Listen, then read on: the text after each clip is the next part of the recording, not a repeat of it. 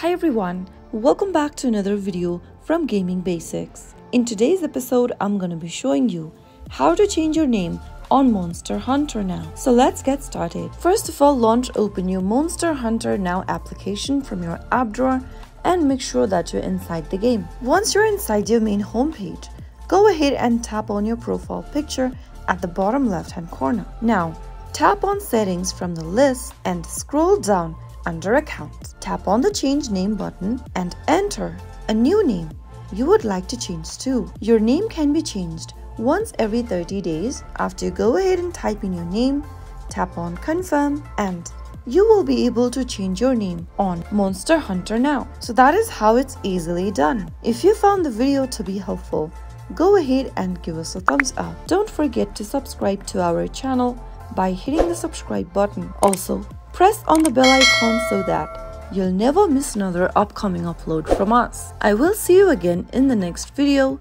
Thank you for watching.